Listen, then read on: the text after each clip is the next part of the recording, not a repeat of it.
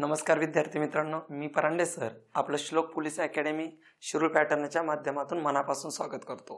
सन 2024च्या 17,471 Maharashtra police भरती SRPF gel police असेल, driver police असेल किंवा जिल्हा पोलीस असेल, याबाबत आजपासून त्या ठिकाणी संपूर्ण महाराष्ट्रामध्ये वेगवेगळ्या जिल्ह्यांची त्या ठिकाणी आपल्याला जागा येत आहेत। आपण त्या ठिकाणी आजपासून तुम्हाला ॲपवर, यूट्यूबच्या माध्यमातून, टेलिग्रामच्या माध्यमातून मोठ्या प्रमाणामध्ये मटेरियल त्या ठिकाणी रंगीत स्वरूपाचं विद्यार्थ्यांपर्यंत त्या ठिकाणी पोहोचवत आहोत। ऑफलाईन बॅच त्या ठिकाणी आजपासून सुरुवात झालेल्या आहेत। सकाळी एक बॅच आणि संध्याकाळच्या एक त्या ठिकाणी बॅच आहे आणि जेवढा मला त्या ठिकाणी वेळ भेटेल तेवढ्यातून त्या ठिकाणी आपण ऑनलाईन त्या ठिकाणी सुद्धा सेशन आयोजित त्या ठिकाणी करत आहोत। दररोज झालेल्या एका महाराष्ट्र पोलीस भरतीचे 17 ते त्या ठिकाणी जे 23चे पेपर आहे त्याचे प्रत्येक घटकाने त्या ठिकाणी विश्लेषण आपण आजपासून करणार आहोत। म्हणजे आज आपण सांगली जिल्हा पोलीस भरती 2019चा जो लॉकडाऊन नंतर 21ला पेपर झालेला आहे त्याचे जनरल नॉलेजचे जे 25 प्रश्न आले होते त्याचं त्या ठिकाणी विश्लेषण करणार आहोत। सगळ्यात महत्त्वाचं महाराष्ट्रातल्या तमाम विद्यार्थ्यांना सांगतो की अविनाश परांडे शिरूर पॅटर्न या टेलिग्राम चॅनलला सगळ्यात जास्तीत जास्त विद्यार्थ्यांनी जॉईन व्हा। खूप जबरदस्त अशा चालू घडामोडी दररोज 25 जबरदस्त आहेत। त्या गणिताचे भारी भारी प्रश्न, बुद्धिमत्तेचे त्या ठिकाणी प्रश्न आम्ही दररोज त्या ठिकाणी रंगीत स्वरूपात दाखवत आहोत। त्याचबरोबर सगळ्यात महत्त्वाचं 2017 ते 2023 पर्यंत संपूर्ण जनरल नॉलेज 193 पेपर मधलं स्वतंत्र, संपूर्ण गणित त्या ठिकाणी 193 मधलं स्वतंत्र, 193 पेपर झाले 2017 ते 2023 पर्यंत, बुद्धिमत्ता स्वतंत्र किंवा मराठी व्याकरण स्वतंत्र। त्याचबरोबर संपूर्ण विषयाचे वन लाइनर नोट्स म्हणजे आता भारताच्या भूगोलाच्या एवढ्या 5-6 दिवसामध्ये त्या ठिकाणी पूर्ण होतील। मराठीचा दररोजचा अभ्यास टेलिग्रामवर आपण त्या ठिकाणी रंगीत स्वरूपाचा टाकत आहोत। खूप मोठ्या प्रमाणामध्ये मटेरियल त्या ठिकाणी आहे। त्याचबरोबर अतिशय क्वालिटीची स्कॉलरशिपची प्रत्येक प्रकरणाची पोलीस भरतीच्या माध्यमातून तयार केलेली गणितांचं सुद्धा विश्लेषण वेळोवेळी यूट्यूबवर त्या ठिकाणी व्हिडिओच्या माध्यमातून येईल। ऑनलाईनची आमची शिरूर पॅटर्नची बॅच अतिशय कमी पैशामध्ये त्या ठिकाणी आपण विद्यार्थ्यांना देतोय। सरासरी जुलै ऑगस्टच्या दरम्यान आपला पोलीस भरतीचा पेपर होईल। 5-6 महिन्यांसाठी त्या ठिकाणी खूप कमी पैशामध्ये तुम्हाला त्या ठिकाणी ऑनलाईनची बॅच त्या ठिकाणी भेटेल। ऑफलाईनच्या बॅचेस त्या ठिकाणी आजपासून आपल्या सुरुवात झालेली आहे। सकाळी एक बॅच आहे 100-125 मुलांची, संध्याकाळी परत तेवढ्याच मुलांची त्या ठिकाणी बॅच आहे। ज्या मुलांना ऑफलाईनला त्या ठिकाणी ॲडमिशन घ्यायचं आहे त्यांना राहण्याची सुविधा, हॉस्टेलची सुविधा आहे, मेसची सुविधा आहे। एकाच ठिकाणी अभ्यासिका, हॉस्टेल, ग्राउंड सगळं एकाच ठिकाणी आम्ही अतिशय सुंदररित्या सगळ्या गोष्टींचं आयोजन केले। हे सगळं करत असताना 2012 ते 2024 पर्यंतचा माझा स्वतःचा अनुभव पोलीस भरतीला शिकवलेला, 2023 मध्ये आमचे झालेले 176 मुलांची पोलीस भरतीमध्ये निवड, आतापर्यंत झालेले 800-900 विद्यार्थ्यांची निवड आणि सगळ्यात महत्त्वाचा माझा प्लस पॉइंट की मी 8वं वर्ष झाले इयत्ता 5वी आणि 8वीच्या स्कॉलरशिपला मुलांना त्या ठिकाणी प्रत्यक्षरित्या त्या ठिकाणी किंवा ऑनलाईन किंवा ऑफलाईन दोनही पद्धतीने त्या ठिकाणी अध्यापन करतोय। या सगळ्यांचा फायदा येणाऱ्या पोलीस भरतीमध्ये माझ्या ज्ञानातून तुमच्या मार्कामध्ये त्या ठिकाणी रूपांतर 100% होईल। म्हणून जास्तीत जास्त विद्यार्थ्यांनी यूट्यूबच्या व्हिडिओला त्या ठिकाणी सबस्क्राईब करत चला। त्यानंतर जास्तीत जास्त मुलांनी अविनाश परांडे शिरूर पॅटर्न हे त्या ठिकाणी जे ॲप स्टोअरवर त्या ठिकाणी ॲपवर आपलं त्या ठिकाणी प्ले स्टोअरमध्ये गेल्यानंतर ॲप आहे ते ॲप घ्या आणि त्या ठिकाणी आजपासून सलग 150 दिवस दररोज 100 प्रश्नांचं, नवनवीन प्रश्नांचं त्या ठिकाणी विश्लेषण पाहत चला। ॲपमध्ये तुम्हाला दररोज नवीन 25 प्रश्न त्या ठिकाणी पीपीटीच्या माध्यमातून येतील, ते टेलिग्रामच्या माध्यमातून पण त्या ठिकाणी येणार आहेत आणि म्हणून अतिशय कमी पैशामध्ये विद्यार्थ्यांपर्यंत ज्ञान पोहोचवण्याचं काम शिरूर पॅटर्नच्या माध्यमातून मी स्वतः परांडे सर त्या ठिकाणी करत आहे। चला असो, वेळ न घालवता आपण आज सुरुवात करू सांगली जिल्हा पोलीस भरती शिपाई 2019चा पेपर। ओके, चला सुरुवात करतोय पेपर घ्यायला। ओके, चला पहिला प्रश्न काय आलेला आहे पहा।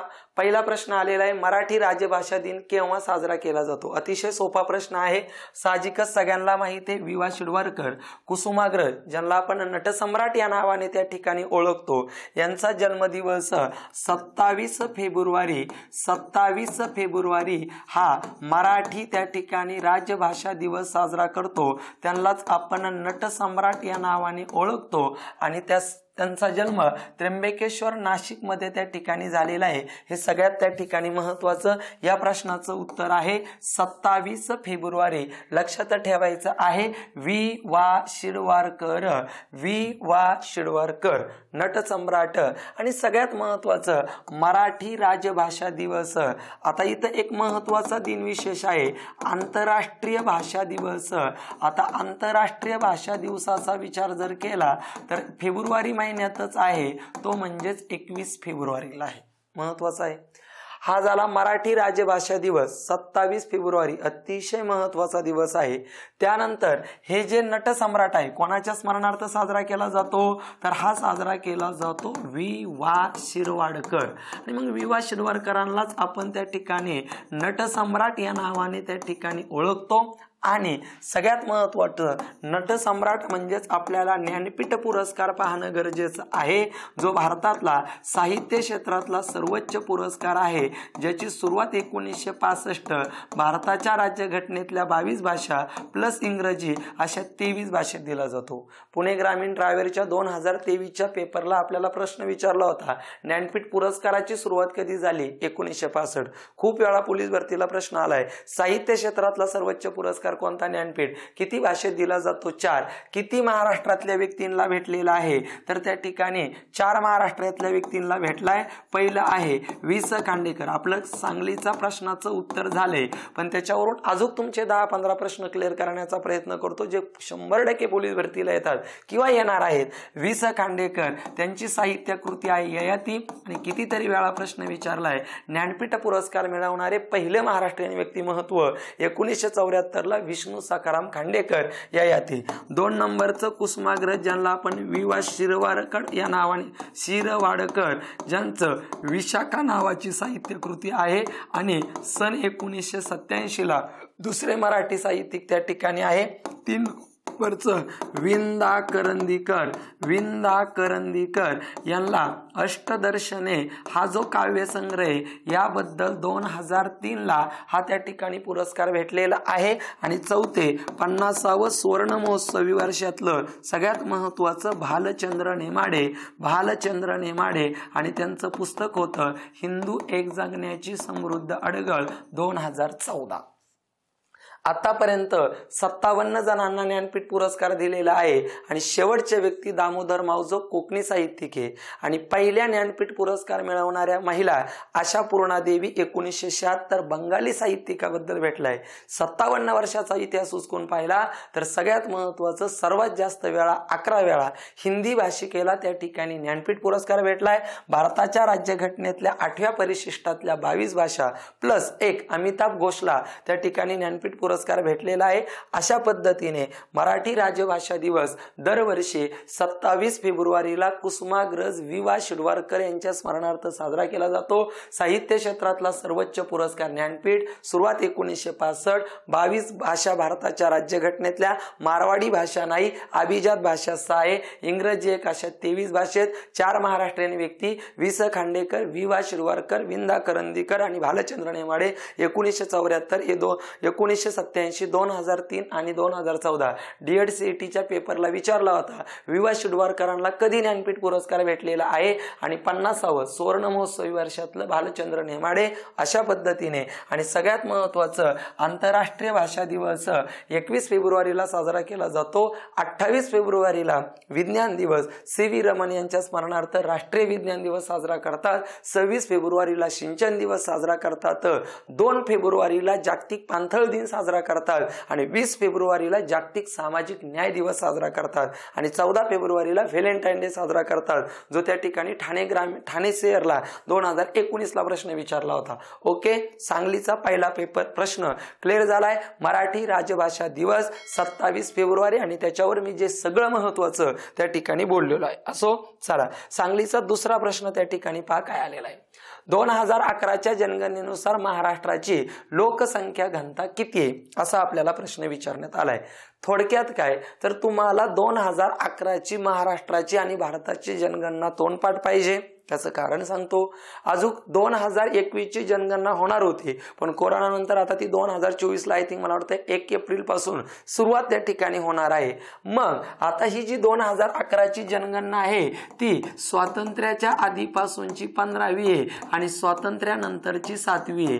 जी पहिली जनगणना 1872 मध्ये लॉर्ड मियो या ब्रिटिश अधिकाऱ्याने केली. त्या लॉर्ड मियोचा खून पुढे निकोबार अंदमान निकोबार बेटावर शेर ने त्या ठिकाणी केला. हे सगळ्यांना माहित आहे. जनगणनेला पुणे शहर 2012ला प्रश्न आला होता, जनगणनेला काय म्हणतात खानेसुमारी. जनगणना किती वर्षांनी होते? 10 वर्षांनी त्या ठिकाणी होते. आणि हे जे 2011ची जनगणना पार पडली ना, आपली जनगणना आपले भविष्य, आपली जनगणना आपले भविष्य असं त्याचं ब्रीद वाक्य होतं. आपले भविष्य असं त्यांचं ब्रीद वाक्य होतं. आणि ही जी जनगणना आहे जे केंद्रीय निर्वाचन आयोग करतं, केंद्रीय निर्वाचन आयोग जे भारताच्या संविधान कलम 324 नुसार नवी दिल्लीमध्ये आहे. जे लोकसभा, राज्यसभा, राष्ट्रपती, उपराष्ट्रपती, विधानसभा, विधान परिषद यांच्या निवडणुका घेतं, तेच जनगणना करण्याचं त्या ठिकाणी काम करतं. जनगणनेला खानेसुमारी म्हणतात. पहिली 1872 लॉर्ड मियोने त्या ठिकाणी केलेली आहे, लक्षात ठेवा. आणि जी आता 2011ची झालेली आहे पूर्ण, ती त्या ठिकाणी सगळ्यात महत्त्वाची स्वातंत्र्याच्या आधीपासूनची 15वी आहे आणि स्वातंत्र्यानंतरची ती 7वी आहे. जो पुणे शहरला प्रश्न विचारला होता 2011ची जनगणना स्वातंत्र्यानंतरची कितवी, तर त्याचं उत्तर 7वे. चला वेळ न घालवता आता महाराष्ट्राची 2011च्या जनगणनेचे 4-5 पॉइंट पाहतो इथं. पहिली गोष्ट लोकसंख्या त्या ठिकाणी पाहू, त्यानंतर सगळ्यात महत्त्वाचं लोकसंख्या घनता पाहू, त्यानंतर सगळ्यात महत्त्वाचं लिंग गुणोत्तर प्रमाण पाहू आणि त्यानंतर सगळ्यात महत्त्वाचं साक्षरता पाहू आणि त्यानंतर सगळ्यात महत्त्वाचं वन पाहू. आता पहा या ठिकाणी लोकसंख्येचा जर विचार केला तर महाराष्ट्राची लोकसंख्या 11.40, आता त्यावेळेस 11.24 कोटी होती, म्हणजे 11,24,00,000 एवढी होती. आणि भारताच्या एकूण लोकसंख्येपैकी 9.29% आणि लोकसंख्येबाबत दुसरा क्रमांक सर्वात जास्त पुणे जिल्ह्यात आणि सर्वात कमी विचार केला तर महाराष्ट्राचा अति दक्षिणेकडचा जिल्हा सिंधुदुर्ग, जिथं तेरेखोल नदी, आंबोली थंड हवेचं ठिकाण, सावंतवाडी रंगीत खेळण्याचं ठिकाण, चिपी विमानतळ, रेडी बंदर, तेरेखोल नदी हे सगळी ठिकाणं सिंधुदुर्ग जिल्ह्यात आहे. पण सुरुवातीला जनगणना करताना ठाण्यात जास्त होतं, पण 2014ला ठाण्याचं विभाजन झालं आणि पालघरची निर्मिती झाली म्हणून पुणे आता झालं. लोकसंख्या घनता जो आपल्याला प्रश्न विचारलेला आहे, लोकसंख्या घनता ही दर 10,000 चौरस किलोमीटरला व्यक्त केली जाते आणि ती महाराष्ट्राची 365 आहे. म्हणजे आपल्या प्रश्नाचं उत्तर 2011च्या जनगणनेनुसार महाराष्ट्राची प्रति 10,000 चौरस किलोमीटरला लोकसंख्या घनता 365, भारताची विचारल्या 382.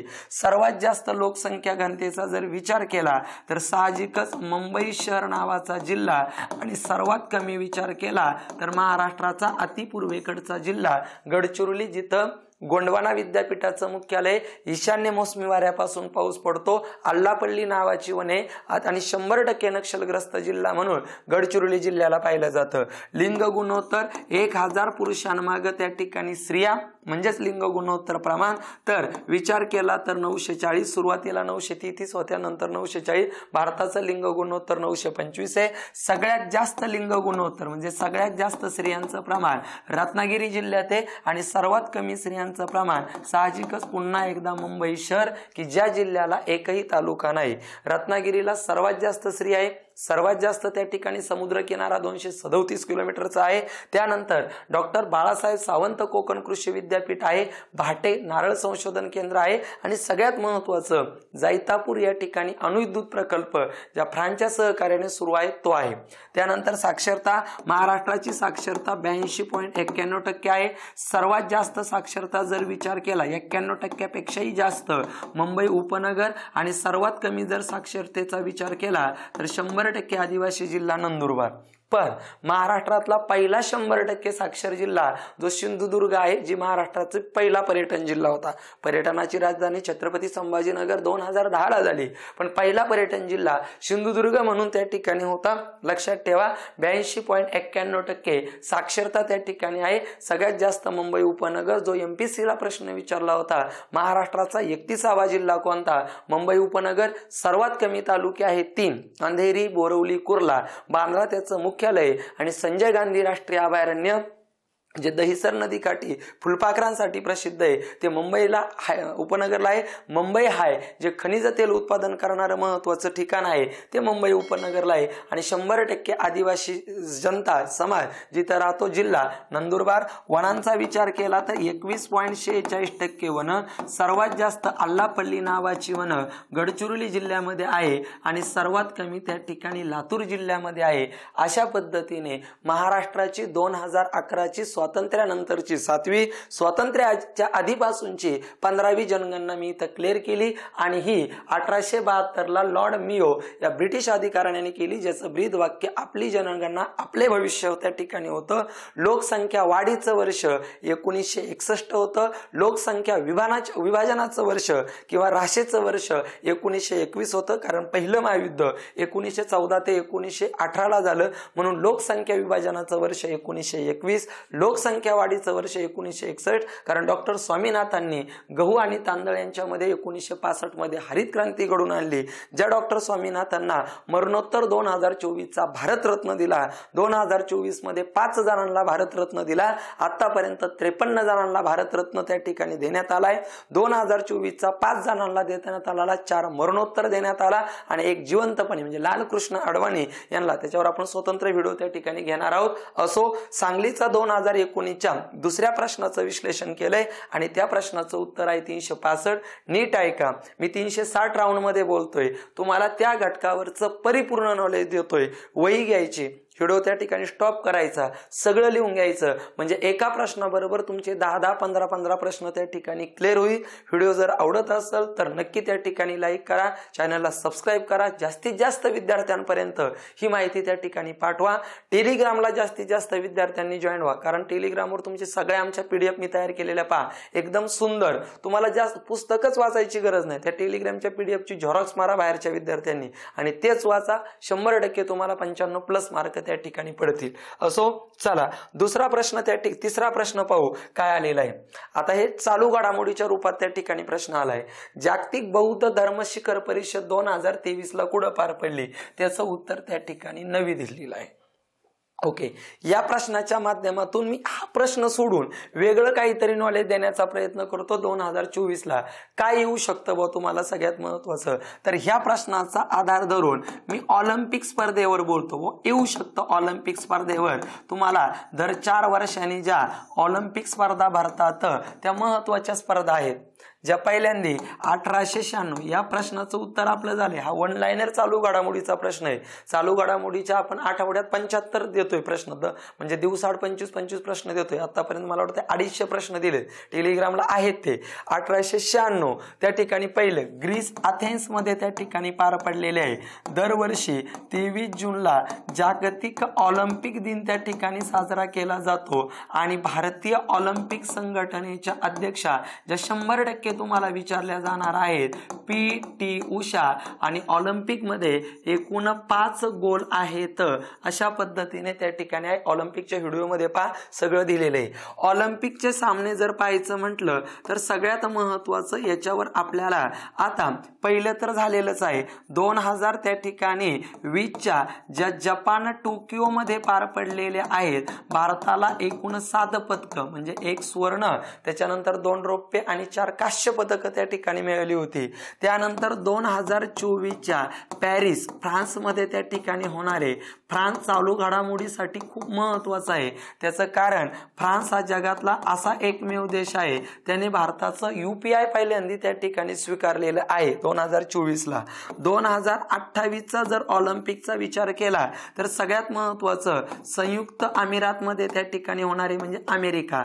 संयुक्त अमिरात, अमेरिका USA ज्याला आपण म्हणतो USA हे, आणि 2032च्या मेलबर्न ऑस्ट्रेलियाला त्या ठिकाणी होणार आहे, हे पण तेवढंच महत्वाचं आहे, कांगारूंचा देश म्हणून त्याला ओळखलं जातं. आणि 2036च्या निर्धारित आहेत की ज्या भारतात होऊ शकतात. 2020च्या ह्या 32व्या झाल्या, ह्या 33व्या होणार आहेत, ह्या 34व्या होणार आहेत, ह्या 35व्या होणार आहेत, आणि 2036ला भारतात होतील असं त्या ठिकाणी भारतातर्फे प्रस्तावना त्या ठिकाणी गेली. आतापर्यंतच्या 32 ऑलिम्पिक स्पर्धेमध्ये एकदाही भारतामध्ये ऑलिम्पिक त्या ठिकाणी झालं नाही. सगळ्यात महत्वाचं वैयक्तिक स्वर्ण पदक मिळवणारा पहिला वैयक्तिक स्वर्ण पदक मिळवणारा नेमबाज सगळ्यात महत्वाचं अभिनव बिंद्रा यांनी पहिल्यांदा वैयक्तिक स्वर्ण पदक भारतामार्फत मिळवलं. आणि दुसरे वैयक्तिक स्वर्ण पदक मिळवणारा साहजिकच नीरज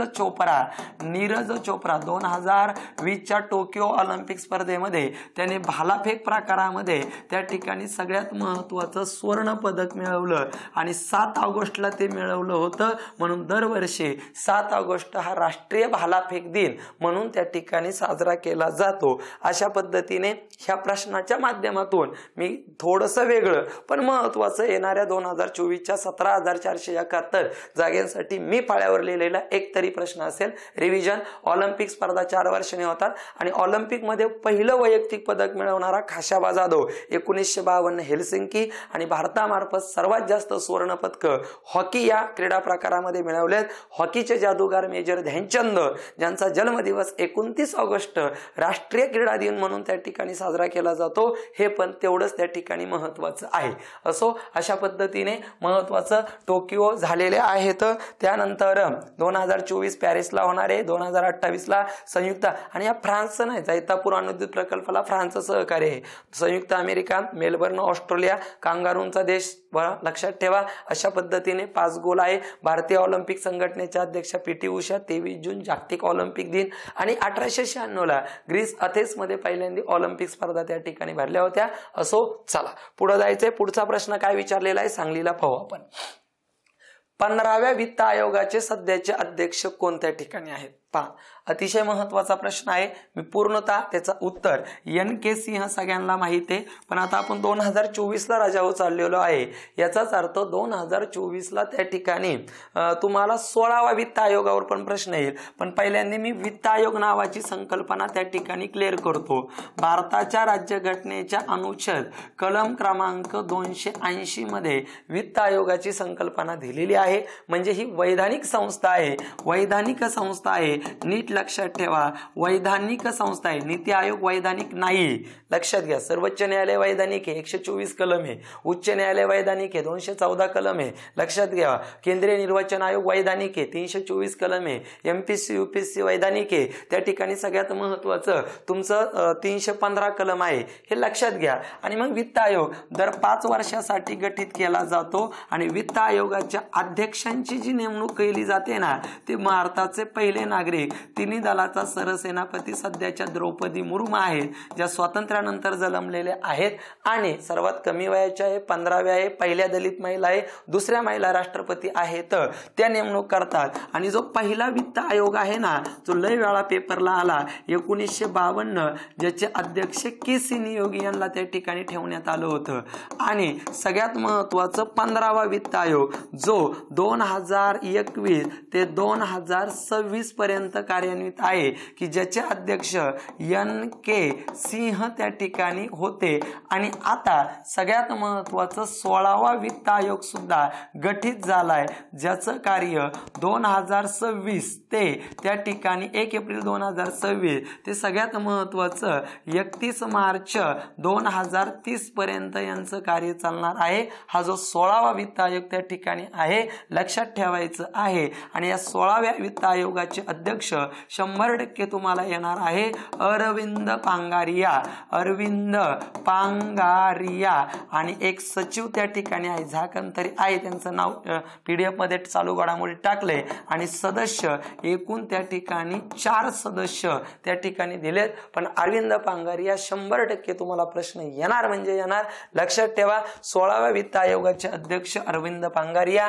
15व्या वित्त आयोग जो सध्या चालू आहे, ज्याचे अध्यक्ष NK सिंह 14वा वित्त आयोगाचे अध्यक्ष माझ्या माहितीप्रमाणे रिझर्व्ह बँकेचे माजी गव्हर्नर जनरल तुमचं कोणतरी होते. 13व्या वित्त आयोगाचे विजय केळकर होते. 12व्या वित्त आयोगाचे सी रंगराजन त्या ठिकाणी होते.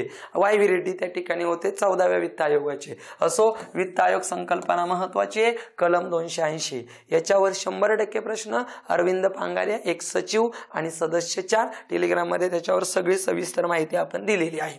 चला, पुढचा प्रश्न आहे. महाराष्ट्राचा राज्य पशु राज्य प्राणी कोणता आहे? साहजिकच शेकरू, ज्याला आपण खारीची जात म्हणतो, ते पुणे जिल्ह्यातल्या भीमाशंकर अभयारण्यामध्ये आपल्याला पाहायला भेटतो. असो, महाराष्ट्राचं सगळं विशेष आपण त्या ठिकाणी पूर्ण करूयात. काय काय येऊ शकतं? महाराष्ट्राचा राज्य त्या ठिकाणी पक्षी त्या ठिकाणी आहे हारावत. महाराष्ट्र राज्याचा प्राणी जो आपल्याला विचारलेला आहे शेकरू, खारीची जात, हारावतला हरियाल सुद्धा त्या ठिकाणी आपण म्हणतो. महाराष्ट्र राज्याचं फूल मोठा बोंडारा, खूप महत्वाचा आहे मोठा बोंडारा. त्यालाच आपण त्या ठिकाणी सगळ्यात महत्वाचं सूर्यफुलासारखा त्याचा आकार त्या ठिकाणी आहे फुलं. ओके, मोठा बोंडारा, त्यालाच आपण जारूळ या नावाने ओळखतो. आणि पोलीस भरतीला जारुळाचा रंग विचारला होता. महाराष्ट्राच्या राज्य फुलाचा रंग कोणता आहे? जांभळा. महाराष्ट्राचं राज्य फुलपाखरू, राज्य फुलपाखराचा जर विचार केला तर ब्लू मॉर्मॉन. आणि महाराष्ट्र असं राज्य आहे पहिलं की त्याने त्या ठिकाणी राज्य फुलपाखराचा पहिल्यांदा दर्जा दिलाय. त्याला शुद्ध मराठीमध्ये नीलवंत या नावाने ओळखतो. सगळ्यात महत्वाचं, महाराष्ट्रातली प्रमुख नदीचा जर विचार केला तर दक्षिण भारताची गंगा, महाराष्ट्राची वृद्धगंगा.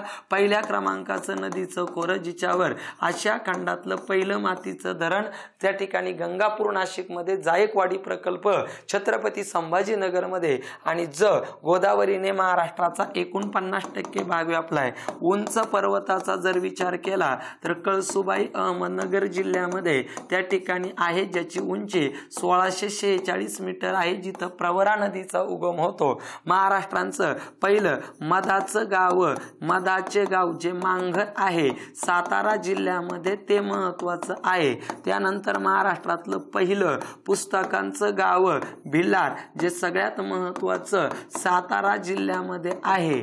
त्यानंतर महाराष्ट्राचं त्या ठिकाणी सगळ्यात महत्वाचं फळांचं गाव धुमाळवाडी. 360 मध्ये बोलतोय, फायदाच फायदा, फक्त व्हिडिओ पहा, मार्काची लय लूट करा. धुमाळवाडी सातारा जिल्ह्यामध्ये आहे. आणि सगळ्यात महत्वाचं फुलपाखरांचे गाव ते सुद्धा पारपुली सातारा जिल्ह्यातच आहे, की जो सातारा जिल्हा शूरवीरांचा जिल्हा, जिथं कोयना शिवाजी सागर महाराष्ट्रातला सर्वात मोठा जलविद्युत प्रकल्प आहे. पहिली सैनिकी शाळा तिथंच आहे. महाबळेश्वर, जिथं कृष्णा नदीचा उगम होतो, ते महत्वाचं. आणि सातारा जिल्ह्यामध्ये कृष्णा आणि कोयनाच्या संगमावर प्रीती संगम, यशवंतराव चव्हाण महाराष्ट्राचे पहिले मुख्यमंत्री, यांचं त्या ठिकाणी समाधीस्थळ आहे. हे सांगलीचा प्रश्न घेऊन एवढं बोललोय. पक्षी हारावत, हरियाल, प्राणी शेकरू, फुल मोठा बोंडारा, जारूळ जांभळा रंग, फुलपाखरू ब्लू मॉर्मॉन, नीलवंत, प्रमुख नदी गोदावरी, त्र्यंबकेश्वर, 49% उंच पर्वत कळसुबाई 1646, मधाचं गाव मांगर, अतिशय महत्वाचं, पुस्तकांचं गाव भिलार सातारा, फळांचं गाव धुमाळवाडी सातारा, फुलपाखरांचं गाव पारपुली. याच्यापैकी 1-2 प्रश्न तुम्हाला नक्की राहतील. महाराष्ट्रामध्ये सगळ्यात जास्त महाराष्ट्र पठार आहे, 90% भूभाग व्यापलाय अग्निजन्य बेसाल्ट खडकापासून. महाराष्ट्रामध्ये रेगुरुमृदा, 36 जिल्हे, 34 जिल्हा परिषदा, 29 महानगरपालिका, 6 महसुली प्रशासकीय विभाग, 3 प्राकृतिक विभाग, 5 प्रादेशिक विभाग, 7 शैक्षणिक विभाग, 8 कृषी हवामान विभाग, 9 कृषी जमीन हवामान विभाग. ही सगळी सविस्तर माहिती प्रश्नांच्या माध्यमातून हळूहळू घेतली जाईल. खूप महत्वाचा 1 मार्क इथं तुमचा 100% आहे. चला, पुढचा सांगलीला प्रश्न काय आलाय पहा. भरतनाट्यम नृत्य प्रकार कोणत्या राज्याशी संबंधित आहे? साहजिकच भरतनाट्यम म्हणल्यानंतर तामिळनाडूमध्ये आपल्याला त्या ठिकाणी पाहायला भेटेल. तामिळनाडूमध्ये लक्षात ठेवा बरं का. आता महत्वाचे IMP नृत्य प्रकार ते त्या ठिकाणी सगळे त्या व्हिडिओमध्ये, स्वतंत्र व्हिडिओमध्ये आहे. त्याचबरोबर तुम्हाला आता फक्त या प्रश्नाच्या माध्यमातून बोलतोय. सगळ्यात जास्त येणारा कुचिपुडी, आंध्र प्रदेशचा कुचिपुडी नृत्य प्रकार जो आहे आंध्र प्रदेशचा त्या ठिकाणी खूप महत्वाचा आहे. त्यानंतर महाराष्ट्राचा विचार केला तर लावणी हा महाराष्ट्राचा त्या ठिकाणी नृत्य प्रकार आहे. त्यानंतर कथकली, कथकली आणि मोहिनीअट्टम, मोहिनीअट्टम जो केरळमध्ये आहे. केरळ रबर मसाल्याच्या पदार्थासाठी प्रसिद्ध आहे. सर्वात जास्त महिला आहेत, सर्वात जास्त साक्षरता आहे. पहिला 100% साक्षर जिल्हा एर्नाकुलम तिथंच आहे, तो केरळ आहे. त्यानंतर जो सगळ्यात महत्वाचं चक्री, जम्मू काश्मीरमध्ये त्या ठिकाणी आपल्याला चक्री हा नृत्य प्रकार त्या ठिकाणी पाहायला भेटतो. त्यानंतर सगळ्यात महत्वाचं सगळ्यात जास्त लोकसंख्या असणारा उत्तर प्रदेश, सर्वात जास्त जिल्हे 75 असणारा उत्तर प्रदेश, तिथं कथक नावाचा नृत्य प्रकार आपल्याला पाहायला भेटतो. त्यानंतर सगळ्यात महत्वाचं गरबा त्या ठिकाणी सगळ्यात महत्वाचं राजस्थान राज्यात त्या ठिकाणी पाहायला भेटतो. त्याच्यानंतर गरबा मला वाटतं गुजरातमध्ये आहे, गरबा गुजरातमध्ये त्या ठिकाणी आहे. त्यानंतर सगळ्यात महत्वाचं घुमर राजस्थान राज्यामध्ये आपल्याला त्या ठिकाणी पाहायला भेटतो. त्यानंतर भांगडा जो आहे, भांगडा जो पंजाबमध्ये त्या ठिकाणी आपल्याला पाहायला भेटतो. त्याच्यानंतर बिहू नावाचा सण आसाममध्ये पाहायला भेटतो. ओणम नावाचा सण आहे बरं का, सण आहे, सण लय वेळा आलेला आहे ओणम. ओणम नावाचा सण आपल्याला केरळमध्ये पाहायला भेटतो. त्यानंतर बिहू नावाचा सण आपल्याला चहा उत्पादन करणाऱ्या राज्यात आसाममध्ये पाहायला भेटतो. केरळमध्ये मसाल्याचे पदार्थ, पोलीस भरतीला आलेला रबर केरळमध्ये त्या ठिकाणी आहे, ते एक लक्षात ठेवा. त्यानंतर पोंगल नावाचा सण त्या ठिकाणी कार्निवल नावाचा कार्निवल नावाचा जो सण प्रकार आहे तो गोव्यामध्ये त्या ठिकाणी आपल्याला पाहायला भेटतो. हे महत्वाचे आहेत. शक्यतो आपल्याला कुचिपुडी, कथकली, कथक, घुमर हे प्रश्न वारंवार त्या ठिकाणी विचारल्या. आणि भरतनाट्यम नावाचा नृत्य प्रकार तामिळनाडू राज्यात आहे, की ज्या तामिळनाडूमध्ये पेरांबूर या ठिकाणी 1990-91 ला राजीव गांधींची हत्या झाली आणि भारतातली पहिली महानगरपालिका 1688 ला ही तामिळनाडू राज्यामध्येच आहे. तिथं तागाचं मोठ्या प्रमाणामध्ये उत्पादन त्या ठिकाणी घेतलं जातं. असं महत्वाचं राज्य तामिळनाडू. ओके, चला पुढचा प्रश्न पाहू. सांगलीला काय आलेला आहे त्याच्या संबंधित आपल्याला बोलायचंय. लवणीला बोरगोहेन कोणत्या खेळाशी संबंधित आहे? साहजिकच बॉक्सिंग.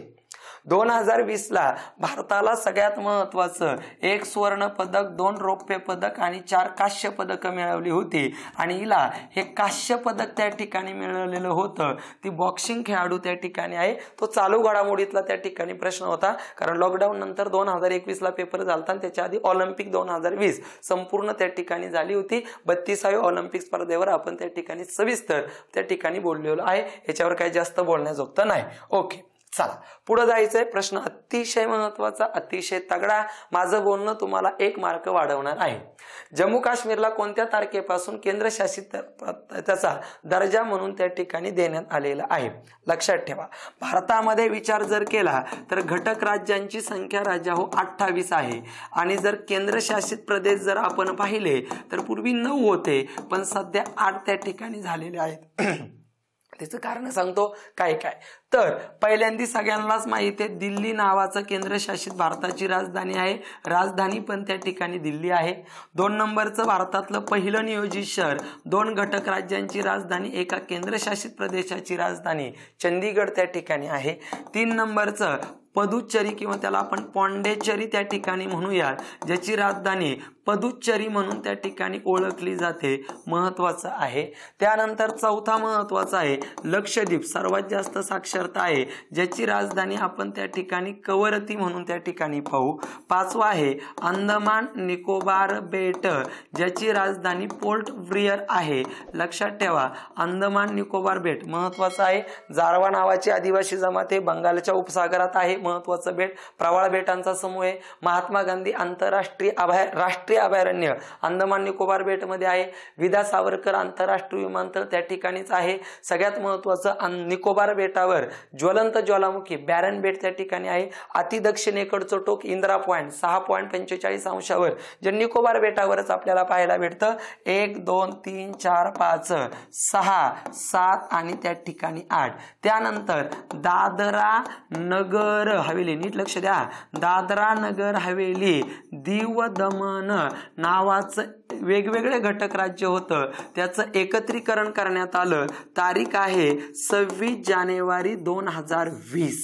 तारीख पहा, ज्यावेळेस तुम्हाला जम्मू काश्मीरची तारीख विचारली जाते, केंद्रशासित प्रदेशाचा दर्जा, त्यावेळेस तुम्हाला ह्या वर्षी ही सुद्धा तारीख दादरा नगर हवेली दीव दमण या 2 केंद्रशासित प्रदेशाचं एकत्रीकरण केव्हा झालं, तर त्याचं उत्तर त्या ठिकाणी तुम्हाला 26 जानेवारी प्रजासत्ताक दिवस आहे 2020. आणि त्यानंतर कलम 270 होतं, जम्मू काश्मीरसाठी काश्मीर राजधानी किंवा जम्मू 2 राजधान्या ठेवण्यात आल्या. आणि त्यानंतर लेह लडाख नावाचं एक केंद्रशासित प्रदेश तयार केलं, त्याची राजधानी लेह काही काळ किंवा काही काळ कारगिल असं त्या ठिकाणी देण्यात आलं. आणि ह्या दोनही 31 ऑक्टोबर 2019ला हा दर्जा बहाल करण्यात आलाय. 31/10/2019 31/10/2019ला जम्मू काश्मीर आणि लडाख या 2 केंद्रशासित प्रदेशाचं त्या ठिकाणी तयार केले. 370 साठी जम्मू काश्मीर होतं. तारखा बघा.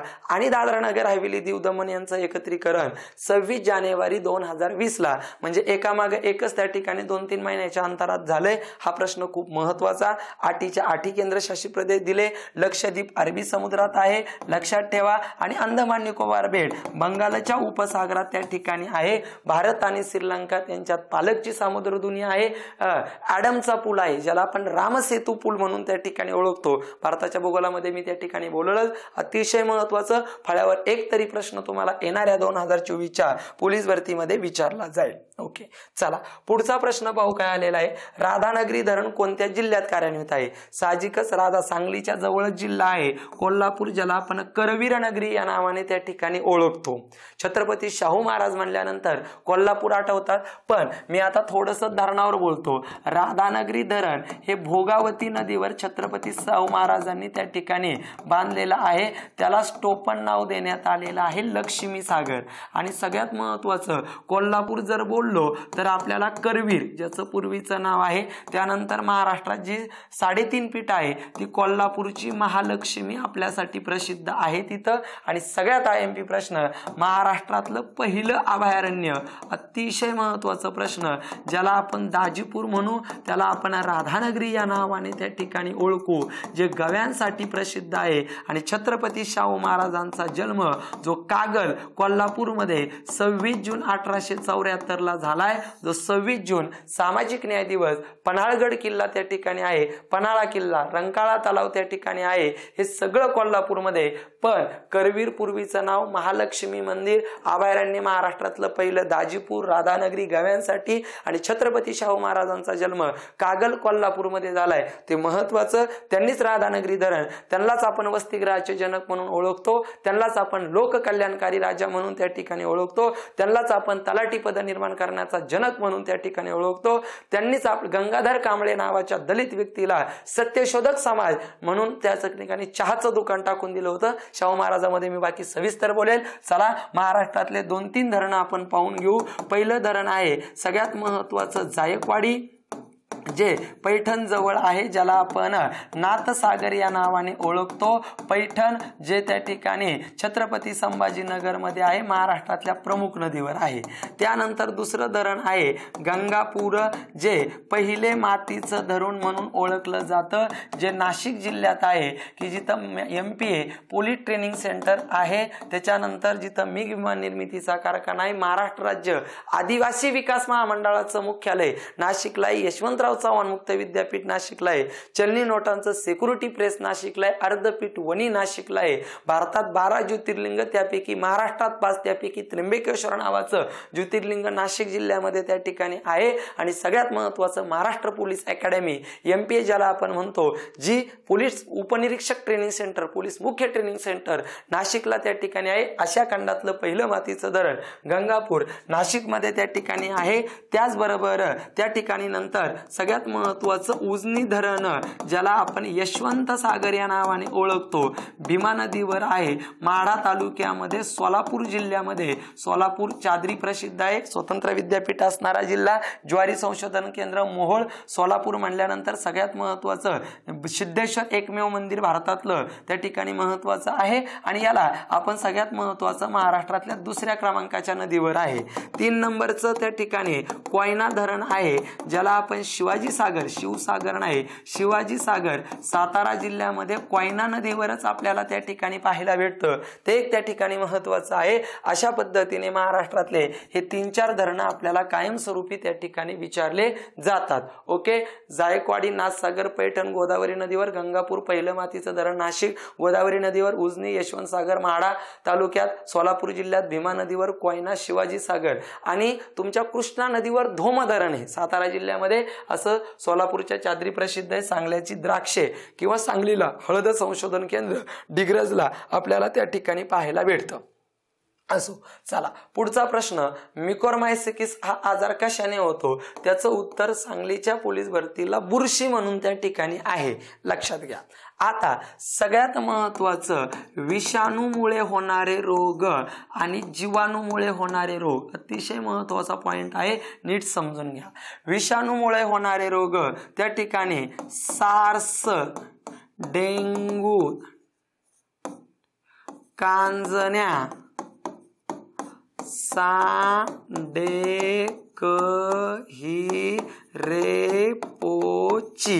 असं त्याची क्लुप्ती आहे. विषाणूमुळे होणारे रोग, सा म्हणजे सार, डे म्हणजे डेंग्यू, क म्हणजे कांजण्या, ही म्हणजे हिवताप, रे म्हणजे कुत्रा चावल्यामुळे रेबीज, पी म्हणजे स्नायूंना होणारा पोलिओ ल साल्क आणि ची म्हणजे एडिस इजिप्ती नावाचा विषाणू म्हणजे डास, चिकन गुनिया हे त्याचं विश्लेषण आहे. सांडेकहिरेपोचे, सांडेकहिरेपोचे तुम्हाला खूप वेळा खालीलपैकी विषाणूजन्य रोग कोणता, तर सांडेकहिरेपोचे सार्स, डेंग्यू, कांजण्या, हिवताप, रेबीज, पोलिओ आणि चिकनगुनिया. पोलिओ स्नायूंना होतो, मुडदूस हाडांना होतो, रेबीज कुत्रा चावल्यामुळे होतो, डेंग्यू डास चावल्यामुळे होतो, चिकनगुनिया एडिस इजिप्ती नावाचा डास चावल्यामुळे होतो. सांडेकहिरेपोचे, सा म्हणजे सार, डे म्हणजे डेंग्यू, क म्हणजे कांजण्या, ही म्हणजे हिवताप, रे म्हणजे रेबीज, प म्हणजे पोलिओ आणि ची म्हणजे चिकनगुनिया हे विषाणूमुळे होणारे रोग आहे.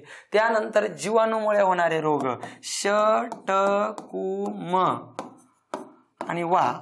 तर श म्हणजे क्षयरोग, लक्षात ठेवा, पेशीचं अनियंत्रित विभाजन, ट म्हणजे टायफॉइड, त्याच्यानंतर कु म्हणजे कुष्ठरोग, कुष्ठरोग, म म्हणजे मलेरिया डास चावल्यामुळे होतो आणि व म्हणजे वांझपणा. हे त्या ठिकाणी जीवाणूमुळे होणारे त्या ठिकाणी रोग आहे. जीवाणू शब्द असा लिहिला तरी त्या ठिकाणी चालू शकतो. महत्वाचं, सांडेकहिरेपोची षटकुमोआ, सांडेकहिरेपोची षटकुमोआ लक्षात ठेवा. शक्यतो विषाणूमुळे लक्षात ठेवा, उरलेले जीवाणूमुळे त्या ठिकाणी असतील. म्युकोरमायसिस हा बुरशीजन्य त्या ठिकाणी आजार आहे.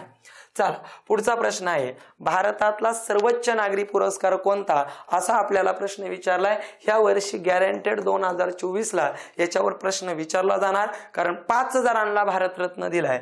म्हणून भारतातला सर्वोच्च नागरी पुरस्कार सगळ्यांनाच माहिती आहे, त्याचं नाव भारतरत्न आहे, ज्याची सुरुवात 2 जानेवारी 1954ला देण्यात आली. एका वर्षी कमीत कमी 0 किंवा जास्तीत जास्त 3 जणांना दिला जातो. आतापर्यंत 48 अधिक 5 अशा 53 जणांना दिलाय. 2 परदेशी नागरिक आहेत, खान अब्दुल गफार खान 1987, नेल्सन मंडेला 1990. 5 महिलांना दिलाय. पहिल्या महिला इंदिरा गांधी, शेवटच्या लता मंगेशकर त्या ठिकाणी आहेत. पहिल्या वर्षी 1954ला टेलिग्रामवर याची सुंदर PDF आहे, इतकी सुंदर आहे त्याच्या सोडून येणारच नाही. सगळं डिटेल रंगीत माहिती त्या ठिकाणी भारतरत्नची टेलिग्रामला आहे, नक्की पहा, टेलिग्रामला जॉईन व्हा. 1954 लक्षात ठेवा, पहिल्या वर्षी त्या ठिकाणी 3 जणांना दिला होता. CB रमन, त्यांना त्या ठिकाणी नोबेल पारितोषिक मिळालं होतं 28 फेब्रुवारी विज्ञान दिवस राष्ट्रीय रमन इफेक्टचा. त्यानंतर C राजगोपालचारी, राजगोपालचारी स्वतंत्र भारताचे पहिले भारतीय गव्हर्नर जनरल आणि डॉक्टर सर्वपल्ली राधाकृष्णन की ज्यांचा जन्मदिवस त्या ठिकाणी आपण सगळ्यात महत्वाचा 5 सप्टेंबर शिक्षक दिवस साजरा करतो. भारत S राधाकृष्णन पहिले उपराष्ट्रपती, दुसरे राष्ट्रपती 5 सप्टेंबर हा पहिल्या वर्षी 3 जणांना देण्यात आला. पहा भारतरत्न पुरस्कार देताना तिथं नियमच आहे की कमीत कमी 3 जणांना द्यायचा, पण 1999ला 4 जणांना दिला आणि 2024ला डायरेक्ट त्या ठिकाणी 5 जणांना देण्यात आला. 49वे व्यक्ती कर्पूरी ठाकूर यांना त्या ठिकाणी सगळ्यात महत्वाचा बिहारचे पहिले बिगर काँग्रेसी आदिवासी म्हणजे दलित मुख्यमंत्री आणि मरणोत्तर दिला. त्यानंतर 50वा यांना मरणोत्तर दिला. इथं लिहून ठेवतो मी, 4 मरणोत्तर 1 जिवंतपणी. 50वा लालकृष्ण अडवाणी जे भारताचे माजी गृहमंत्री होते, उपपंतप्रधान होते, बीजेपीचे बऱ्याच काळ राहिलेले अध्यक्ष, अतिशय जबरदस्त व्यक्तिमत्व, यांना जिवंतपणीच दिलेला आहे. त्यानंतर 51 व्यक्ती ज्यांना आपण PV नरसिंहराव म्हणतो, नरसिंहराव ज्यांनी 1992 ते 96 पर्यंत भारताचे पंतप्रधान, आंध्र प्रदेशचे माजी मुख्यमंत्री, यांना मरणोत्तर त्या ठिकाणी दिला. आणि यांच्याच काळामध्ये मनमोहन सिंग भारताचे अर्थमंत्री होते आणि साम्राज्य म्हणजे तुमचं नाही का सगळ्यात महत्वाचं जागतिकीकरण आणि उदात्तीकरण नावाची संकल्पना PV नरसिंहरावाच्या काळातच आली. 52 व्यक्ती सगळ्यात महत्वाचं की जे आपल्याला ज्यांचा जन्मदिवस आपण किसान घाट म्हणजे किसान दिन साजरा करतो, चौधरी चरण सिंग की जे उत्तर प्रदेशचे माजी मुख्यमंत्री, भारताचे फार थोड्या काळ राहिलेले पंतप्रधान, त्या ठिकाणी यांना सुद्धा मरणोत्तर दिलाय की 52 व्यक्ती महत्व त्या ठिकाणी आहे. आणि 53 व्यक्ती महत्व खूप महत्वाचं आहे की ज्यांनी 1965ला गहू आणि तांदळामध्ये हरित क्रांती घडवून आणली. डॉक्टर स्वामीनाथन महत्वाचं आहे, यांना सुद्धा मरणोत्तर भारतरत्न पुरस्काराने सन्मानित करण्यात आलेलं आहे. महत्वाचं म्हणजे तुमच्या इतिहासाला थोडीशी कलाटणी देण्याचं काम 2024ला नरेंद्र मोदी सरकारने केलं. 5 जणांना भारतरत्न दिला, 4 जणांना मरणोत्तर दिला, 1 जणांना जिवंतपणी असताना दिलाय. कर्पूरी ठाकूर मरणोत्तर, लालकृष्ण अडवाणी जिवंतपणी, PV नरसिंहराव मरणोत्तर. हे लक्षात ठेवा, PV नरसिंहराव मुख्यमंत्री पण होते आणि पंतप्रधान, चौधरी सिंग मुख्यमंत्री पण होते, PV घाट त्यांचा आंध्र प्रदेशमध्ये महत्वाचाच आहे, आणि स्वामीनाथन हे हरित क्रांतीचे जनक, आणि लालकृष्ण अडवाणी मुख्यमंत्री नव्हते. टेलिग्राम मध्ये मला वाटते 15-20 दिवसापूर्वीचे अतिशय एकदम महाराष्ट्रात सगळ्यात भारी त्या ठिकाणी भारतरत्नची आपण रंगीत PDF मी स्वतः त्या ठिकाणी तयार केलेली, ती नक्की पहा. त्याच्या सोडून दुसरं पार किती मुख्यमंत्र्यांना भेटला, किती महिलांना भेटला, कधी भेटला, कोणत्या क्षेत्रात, महाराष्ट्रातले पहिले व्यक्ती महर्षी धोंडो केशव कर्वे, सर्वात कमी वयाचा सचिन तेंडुलकर, किती पंतप्रधानांना भेटला.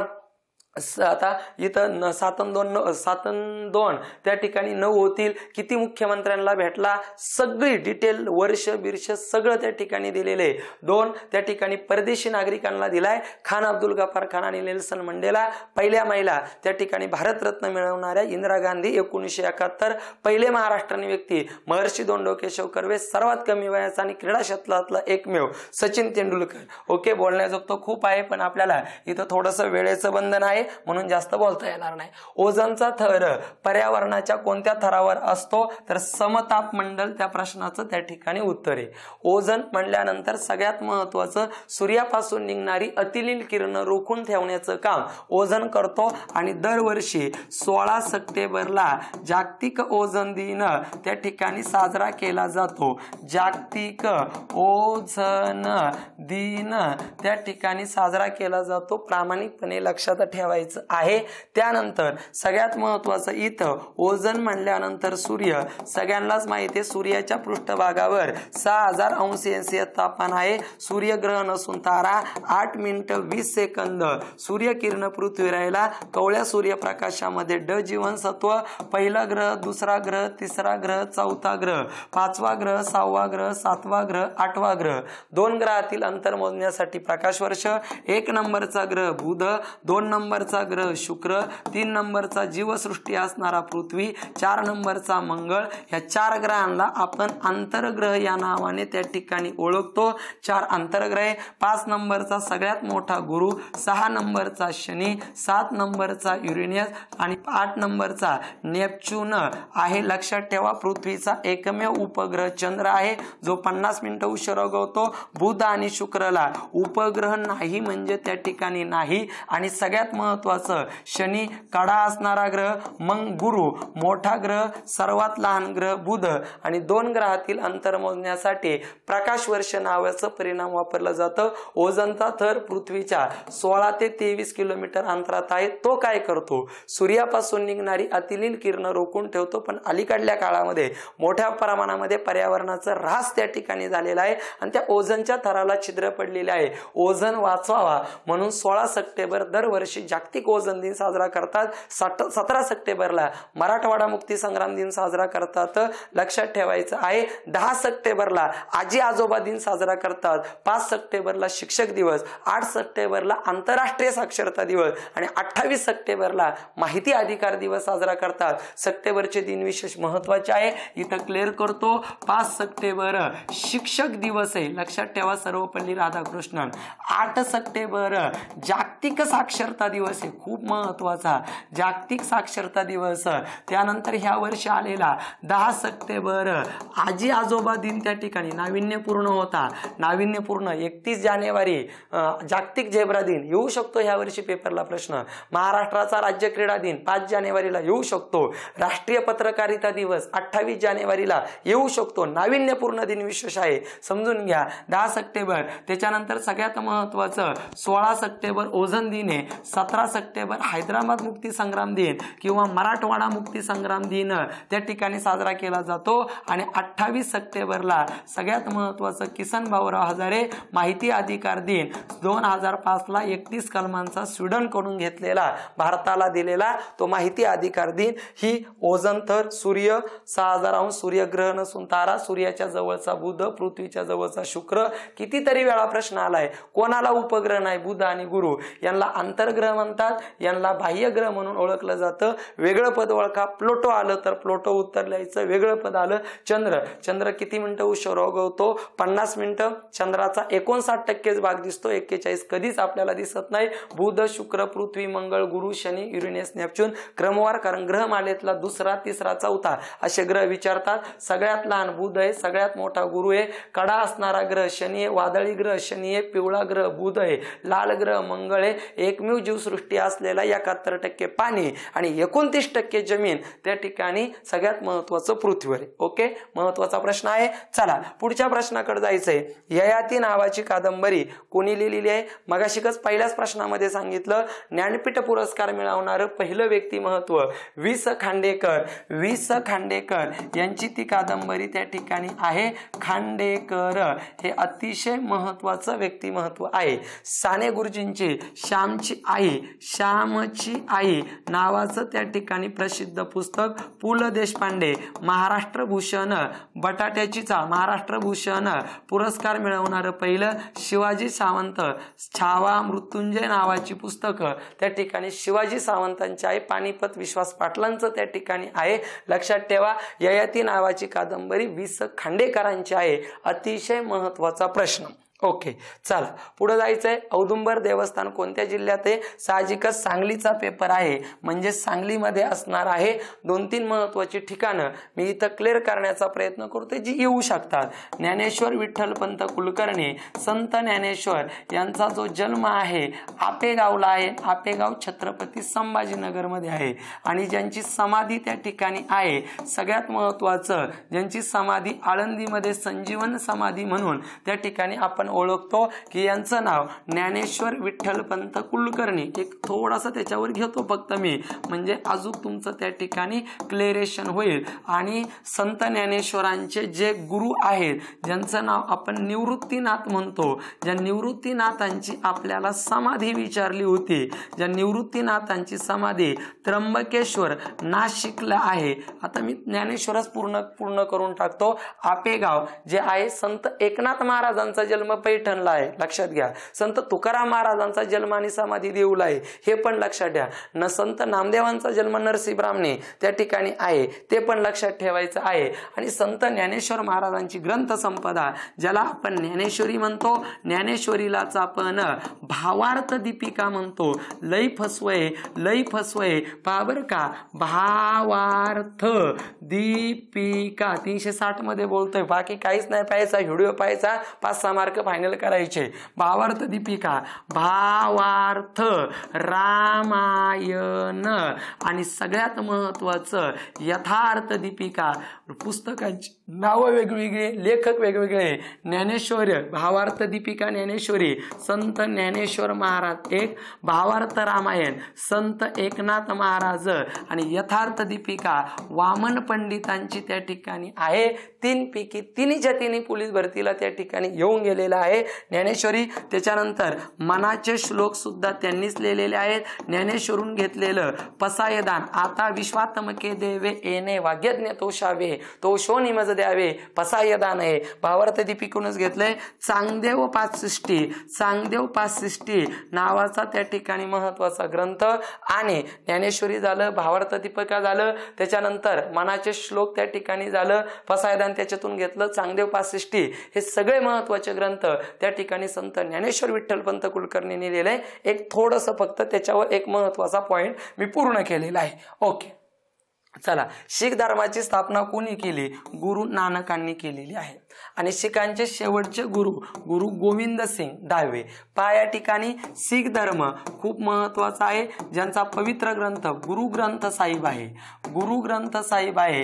आणि अमृतसर पंजाबमध्ये जिथं जालियनवाला बाग हत्याकांड जनरल डायर आणि जनरल ओडवायर ते अमृतसर, आणि जिथं ऑपरेशन ब्लू स्टार 1984 ला शीख दहशतवादी घुसले होते अमृतसर, पंजाबच्या जो सुवर्ण मंदिर आहे ना, सुवर्ण मंदिर 1984 ला भारताच्या महिला पंतप्रधान इंदिरा गांधी होत्या आणि शीख दहशतवादी घुसले होते, आणि त्यावेळेस ऑपरेशन ब्लू स्टार आणि 1986 ला ऑपरेशन हंटर त्या ठिकाणी राबवलं होतं. सुवर्ण मंदिर तिथं आहे, आणि तिथं जालियनवाला बाग हत्याकांड झालं होतं. तारीख होती 13 एप्रिल 1900 त्या ठिकाणी 19.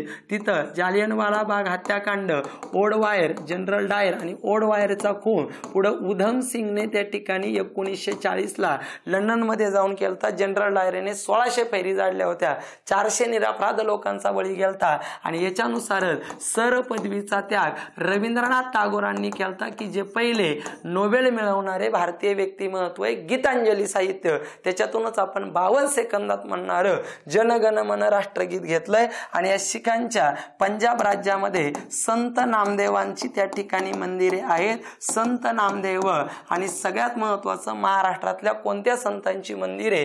परराज्यात ते संत नामदेव. संत नामदेवांची हिंदी वचने कशात आहे? गुरु ग्रंथ साहिब. आणि शीखांचे एकूण 10 गुरु झाले, आणि जैन लोकांचे एकूण 24 तीर्थकार झाले.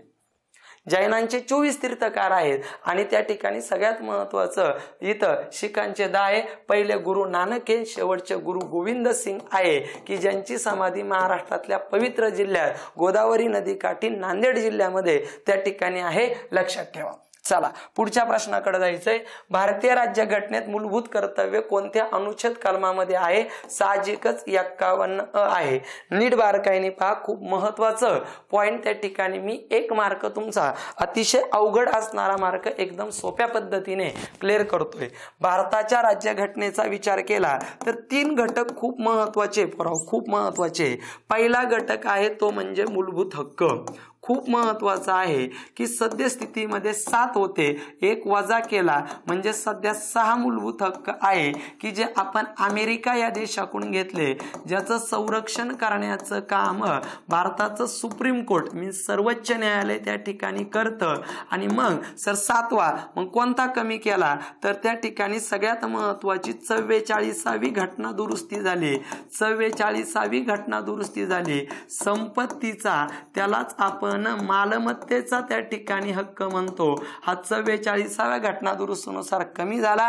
भारताच्या राज्यघटनेच्या भाग क्रमांक 3 आणि कलम क्रमांक 12 ते 35 मध्ये मूलभूत हक्क त्या ठिकाणी देण्यात आलेले. 7 होते पण कमी केला.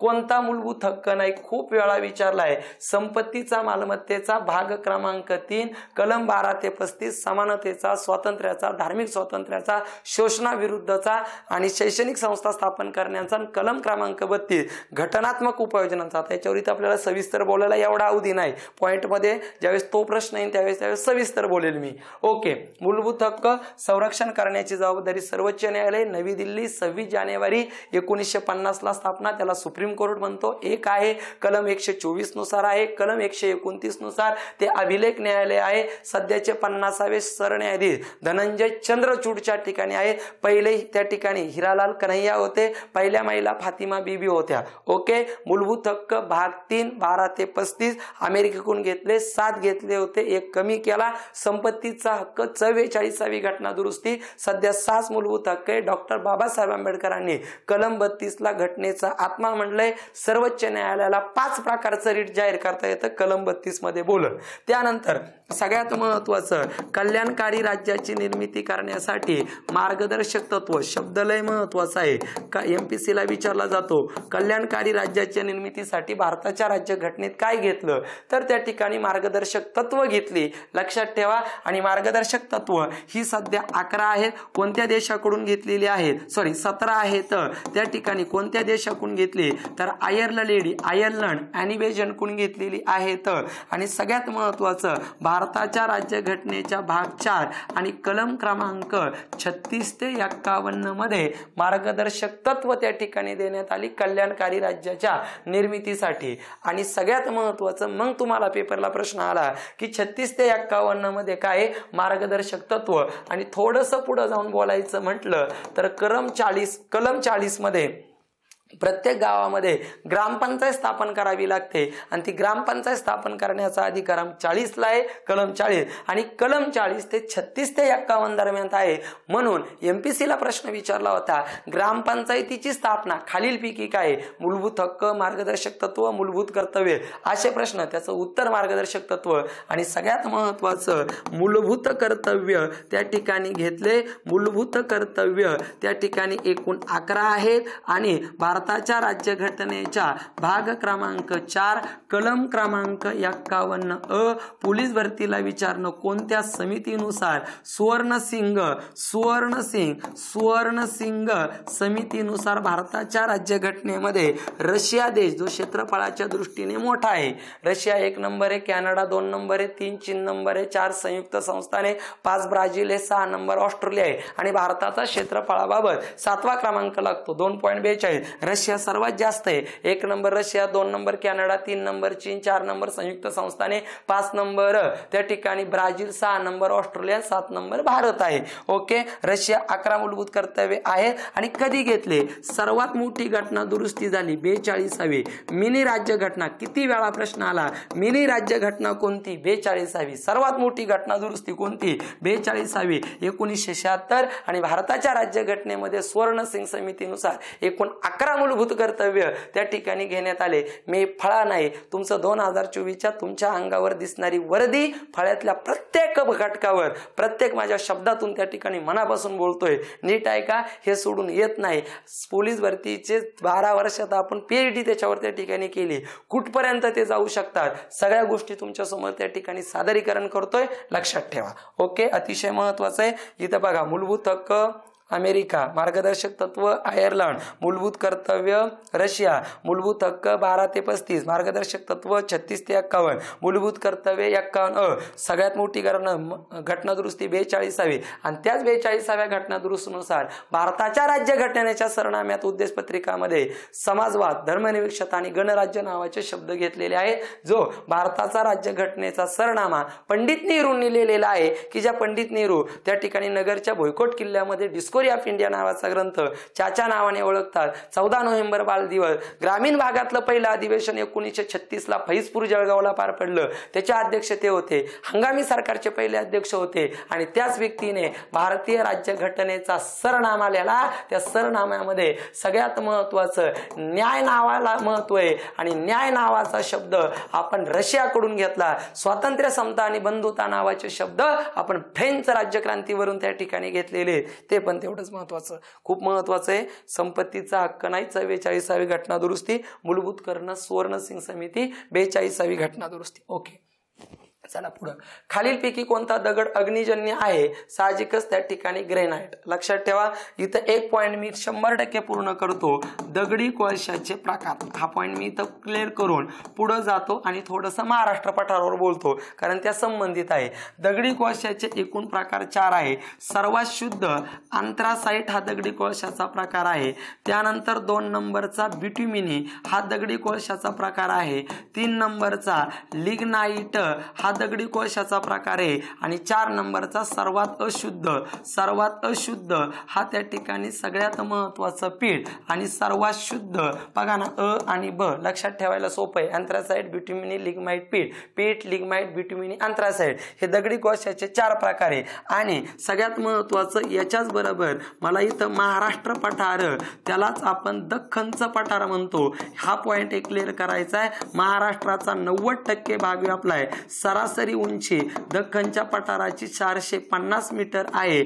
आणि सगळ्यात महत्वाची याची निर्मिती अग्निजन्य बेसॉल्ट खडकापासून त्या ठिकाणी महाराष्ट्र पठाराची निर्मिती झाली. आणि या महाराष्ट्र पठारावर काळी कापसाची रेगर मृदा त्या ठिकाणी आहे. आणि दगड हा अग्निजन्य दगड आहे, ग्रॅनाइट नावाचा दगड. आणि त्याच्या संबंधित मला असं वाटते आहे संबंधित, म्हणून दगडी कोळशाचे 4 प्रकार: शुद्ध, अँथ्रासाइट, बिट्युमिनी, लिग्नाइट, पीठ. सर्वात अशुद्ध महाराष्ट्र पठार, दख्खनचं पठार 90% प्रमाण, उंची 450, अग्निजन्य बेसॉल्ट खडक, रेगूर मृदा. ओके, चला पुढचा प्रश्न काय दिलेला आहे पहा. हितवाद या वृत्तपत्राचे जनक कोण आहे? थोडासा अल्टरनेटिव्ह प्रश्न केलेला आहे. पॉइंट अतिशय महत्वाचा आहे. आता जरी एखाद्याला उत्तर माहित नसलं तरी उत्तरापर्यंत आपण जाऊ शकतो. कसं पहा, बाळ गंगाधर टिळक यांनी 1880 मध्ये केसरी हे मराठी भाषेतलं व मराठा हे इंग्रजी भाषेतलं वृत्तपत्र चालू केलं. महात्मा ज्योतिबा फुले यांनी सत्यशोधक समाजाचा प्रसार करण्यासाठी दीनबंधू नावाचं त्या ठिकाणी वृत्तपत्र चालू केलं 1877 ला. डॉक्टर बाबासाहेब आंबेडकरांनी 5-6 वृत्तपत्र त्या ठिकाणी चालू केलं. 31 जानेवारी 1920 ला शाहू महाराजांनी 2,500 रुपये दिले होते. आणि संत तुकाराम महाराजांची वचने ज्या पाक्षिकाच्या शीर्षभागी होते मूकनायक. त्याच्यानंतर 1927 ला बहिष्कृत भारत. त्याच्यानंतर 1927 ला चालू केलं संत ज्ञानेश्वर महाराजांची वचने होती, मूकनायक, बहिष्कृत भारत. त्याच्यानंतर जनता, त्याच्यानंतर समता, प्रभुत्व भारत. म्हणजे मी जे बोललो, टिळक बोललो, फुले बोललो, आंबेडकर बोललो, त्यांच्यात कोणतंही मी घेतलेलं नाही. आणि केसरीचे राजा पहिले संपादक गोग आगरकर होते, गोपाळ गणेश आगरकर, की ज्यांनी 1887 ला राजीनामा देऊन 1888 ला स्वतःचं सुधारक नावाचं वृत्तपत्र चालू केलं. मग याच्यात मी कुठंच हितवाद नाही आला. आणि मग थोडक्यात काय, महात्मा गांधींचे राजकीय गुरु गोपाळकृष्ण गोखले ज्यांनी 1905 मध्ये भारत सेवक समाजाची स्थापना केली होती. भारत सेवक समाज जे बनारस राष्ट्रीय काँग्रेसच्या अधिवेशनाचे अध्यक्ष होते 1905. आणि 1905 ला लॉर्ड कर्झननी बंगालची फाळणी केली. म्हणून लॉर्ड कर्झनची तुलना औरंगजेबाशी करणारं व्यक्तिमत्व गोपाळकृष्ण गोखले. भारत सेवक समाज हितवाद नावाचं त्यांचं त्या ठिकाणी जे वृत्तपत्र आहे, लोकमान्य टिळक केसरी मराठा चालू केले. केसरीचे पहिले संपादक गोग आगरकर, मराठी भाषेतलं, मराठा इंग्रजी भाषेतलं संपादक टिळकच होते. लोकमान्य टिळक गीता रहस्य नावाचा ग्रंथ खूप महत्वाचा आहे. आणि लोकमान्य टिळक म्हणल्यानंतर सगळ्यात महत्वाचं भारतीय असंतोषाचे जनक, लय महत्वाचा प्रश्न आहे, भारतीय असंतोषाचे. आणि रत्नागिरी ड्रायव्हरला प्रश्न विचारला होता, त्यांचा जन्म कधी झाला? 23 जुलै त्या ठिकाणी 1856 मध्ये त्या ठिकाणी त्यांचा जन्म झालेला आहे. बाळ गंगाधर टिळक पहिले राजकीय कैदी, जो 1897 ला प्लेग कमिशनर यांची हत्या चाफेकर बंधूंनी केली, ज्या चाफेकर बंधूंचा जन्म पिंपरी चिंचवडला आहे. त्या हत्येला त्यांनी त्या ठिकाणी चांगलं मानलं, म्हणून त्यांना पहिले राजकीय कैदी आणि 6 वर्षाची मंडाले तुरुंगामध्ये शिक्षा दिली. पहिले राजकीय कैदी, तेल्या तांबोळ्यांचे पुढारी, भारतीय असंतोषाचे जनक. सगळ्यात जास्त वेळा आलेला प्रश्न लक्षात ठेवा. आणि सगळ्यात महत्वाचं त्यांचं 1893 मध्ये गणेशोत्सव, 1895 मध्ये शिवजयंती, एकदाही राष्ट्रीय काँग्रेसचे अध्यक्ष झाले नाही आणि 1906च्या कोलकात्याच्या राष्ट्रीय काँग्रेसच्या अधिवेशनाचे अध्यक्ष दादाभाई नौरोजी पितामह होते आणि तिथं चतुसूत्री मांडली, स्वराज्य, स्वदेशी, राष्ट्रीय शिक्षण आणि बहिष्कार. ते बाळ गंगाधर टिळक यांचं गीता रहस्य भगवद्गीतेवर टीका करण्यासाठी प्रबंधाकत त्यांनी त्या ठिकाणी ग्रंथ लिहिला. बाकी फुले बिल्यांवर बोलायला खूप आहे, पण आता इथं बोलणं उचित ठरणार नाही, व्हिडिओ जास्त वेळेचा होऊ शकतो. व्हिडिओ आवडत असेल, माहिती आवडत असेल तर नक्की चॅनलला सबस्क्राईब करा. खूप कमी पैशामध्ये पोलीस भरतीचे 5 महिन्याचं आपण नॉलेज देतोय. खूप पेपर, 250 पेपर त्या ठिकाणी आहेत, नोट्स मोठ्या प्रमाणामध्ये त्या ठिकाणी आहेत. तुम्हाला फुकट म्हणजे एकदम 999 मला वाटतं ऑनलाईनची आपली फी आहे. एकदम कमी पैशामध्ये खूप मटेरियल. आधी टेलिग्रामला आमचं मटेरियल पाक कसं आहे, तर आवडत असेल तरच त्या ठिकाणी ॲप घ्या आणि नक्की त्या ठिकाणी तुम्हाला आवडेल. खालीलपैकी कोणतं राष्ट्र क्वाड समूहाचा सदस्य नाही? नाविन्यपूर्ण प्रश्न होता, पहा, फसवा प्रश्न होता. आतापर्यंत क्वाडवर कधीच नाही आलं. संयुक्त राष्ट्र संघटनेवर आलं, जागतिक बँकेवर आलं, IMF वर आलं, इंटरपोलवर आलं, जागतिक व्यापार संघटनेवर आलं, जागतिक आरोग्य संघटनेवर आलं, जागतिक कामगार संघटनेवर आलं, सार्कवर आलं, रिझर्व्ह बँकेवर आलं, पण कधी क्वाडवर आलं नव्हतं. क्वाडमध्ये एकूण 4 सदस्य आहेत. एक आहे तुमचा भारत, 2 नंबरचा आहे त्या ठिकाणी ऑस्ट्रेलिया, 3 नंबरचा आहे त्या ठिकाणी जपान आणि 4 नंबरचा आहे त्या ठिकाणी अमेरिका. हे 4 सदस्य क्वाडमध्ये आहेत, स्पेन नाही. लक्षात ठेवा, नाविन्यपूर्ण प्रश्न त्या ठिकाणी होता. आता तुम्ही एवढंच पाठ करा, क्वाडचे सदस्य. आणि अजून एक 2024 मध्ये क्वाडची शिखर परिषद ही आपल्या भारतामध्ये होणारे, हे नाविन्य पूर्ण त्या ठिकाणी आहे. खूप संस्था आहे, त्याच्यामध्ये फक्त संयुक्त राष्ट्र संघटनेच्या 2-3 संस्थांच्या स्थापना लिहून देतो. संयुक्त राष्ट्र संघटनेचं 10 मिनिटाचं लेक्चर आहे, पण इथं पोलीस भरतीला आवश्यक तेवढंच. 24 ऑक्टोबर 1945 ला स्थापना, मुख्यालय कॅपिटल राजधानी अमेरिकेची, जिला आपण बिग ॲपल म्हणतो, न्यूयॉर्कला. सदस्य देश 193 आहे आणि 5 देशांना नोटा नकाराधिकार आहे. त्याच्यामध्ये पहिला अमेरिका आहे, 2 नंबर रशिया आहे, 3 नंबर त्या ठिकाणी फ्रान्स आहे, 4 नंबर चीन आहे आणि 5 नंबर इंग्लंड आहे. आणि 193वा देश दक्षिण सुदान आहे, राजधानी जुआ. भारत संयुक्त राष्ट्र संघटनेचा 30 ऑक्टोबर 1945 ला सदस्य झालाय. संयुक्त राष्ट्र संघटना, युनायटेड नेशन ऑर्गनायझेशन ज्याला म्हणतो, 24 ऑक्टोबर 1945 दुसऱ्या महायुद्धाच्या समाप्तीनंतर मुख्यालय न्यूयॉर्क, ज्याला आपण अमेरिकेची कॅपिटल राजधानी बिग ॲपल शहर म्हणतो, तिथं नासा संस्थेचं मुख्यालय. 193 सदस्य देश, शेवटचा दक्षिण सुदान, राजधानी जुआ. 5 देशांना नकार अधिकार, अमेरिका, रशिया, फ्रान्स, इंग्लंड आणि चीन असे त्या ठिकाणी आहेत. क्वाड, भारत, ऑस्ट्रेलिया, जपान आणि त्या ठिकाणी सगळ्यात महत्वाचं त्या ठिकाणी अमेरिका. ओके, पुढं 20वा प्रश्न सांगलीला काय आलाय पहा. लोकटक सरोवर कोणत्या राज्यात आहे? त्याचं उत्तर मणिपूर आहे. मणिपूरची राजधानी त्या ठिकाणी सगळ्यात महत्वाची, मणिपूरची राजधानी इम्फाळ आहे. त्रिपुराची राजधानी आगरताळा आहे. भारतातलं पहिलं हरित शहर आहे, त्रिपुराची राजधानी आगरकरा, दुसरं नागपूर आहे, जे भारतातलं मध्यवर्ती शहर आहे. मणिपूरची राजधानी इम्फाळ आहे. मणिपूरनं म्हणल्यानंतर आयरलँडी मेरिको, आयरलँडी शर्मिल टागोर. मेघालयची राजधानी शिलाँग आहे. भारतामध्ये सर्वात जास्त पाऊस पडतो मोसमीराम, मेघालय. आणि सिक्कीमची राजधानी गंगटोक आहे, की सिक्कीम 100% सेंद्रिय खत वापरणारं पहिलं राज्य आहे. आणि सर्वात कमी लोकसंख्या जर कुठं असेल तर सिक्कीम मध्ये त्या ठिकाणी आपल्याला पाहायला भेटते. महत्वाचं. आणि ज्या तिकडल्या पूर्वेकडच्या ज्या 7 बहिणी, पूर्वेकड 1 2 3 4 5 आणि पूर्वेकडची जी राज्ये, पूर्वेकडे चला, पंडित नेहरू, नरेंद्र मोदी, बऱ्याच जणांनी पूर्वेकडे चला म्हणले. पूर्वेकडे कोण कोण आहे? जिथं सूर्य उगवतो, अरुणाचल प्रदेश, इटानगर ते एक आहे.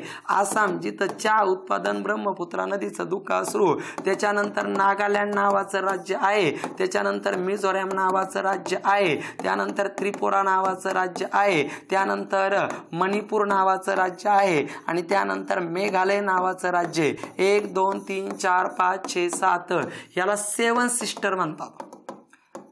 सेवन सिस्टर, ह्या सेवन सिस्टर आहे. मग तुम्हाला 2023 ला प्रश्न विचारला होता खालीलपैकी पूर्वेकडच्या सेवन सिस्टर मध्ये कोण नाही, त्याचं उत्तर सिक्कीम होतं. अरुणाचल प्रदेश, आसाम, नागालँड, मिझोराम, त्रिपुरा, मणिपूर आणि मेघालय याच्या 7 बहिणी आहेत. पूर्वेकडचे छोटी राज्य आहेत पण महत्वाची आहेत. त्याच्यावर आपल्याला बऱ्याच वेळा प्रश्न आलाय. लोकटक सरोवर हे मणिपूरमध्ये त्या ठिकाणी दिले. बाकी सगळे याच्यावर बोललोय. अरुणाचल प्रदेशची राजधानी सूर्य उगवणारा देश जसा जपान आहे ना, तसं भारतातलं सूर्य उगवणारं राज्य कोणतं? अरुणाचल प्रदेश, इटानगर.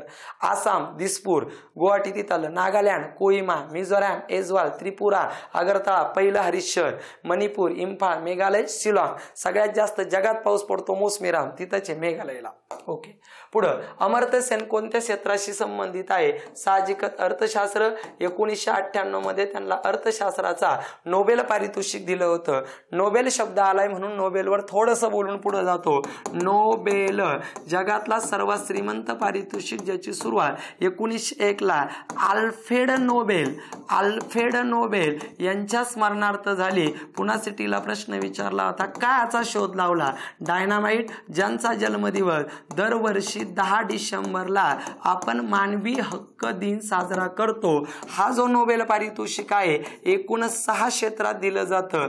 पहिलं दिलं जातं साहित्य, 2 नंबर दिलं जातं शांतता, 3 नंबर दिलं जातं रसायन शास्त्र, 4 नंबरचं दिलं जातं भौतिक शास्त्र, त्याच्यानंतर 5 नंबरचं दिलं जातं वैदिक शास्त्र आणि 1969 ला स्वीडिश बँकेला 300 वर्ष पूर्ण झाले म्हणून अर्थशास्त्रामध्ये सुद्धा नोबेल पारितोषिक द्यायला सुरुवात झाली. अशा 6 क्षेत्रात सुरुवातीला 5 आणि पहिले भारतीय व्यक्ती सगळ्यात महत्वाचं रवींद्रनाथ टागोर यांना देण्यात आला 1913. 2 नंबरचे CV रमणला, 3 नंबरचे हरगोविंद खुराना. माझी टेलिग्राम युट्यूबला मला वाटतंय नोबेल पारितोषिकाचा व्हिडिओ आहे, नीट नेटका पहा, सुंदर बोललेलो आहे मी त्याच्यावर. हरगोविंद खुराना. पहिल्या महिला शांततेचा मदर तेरेसा.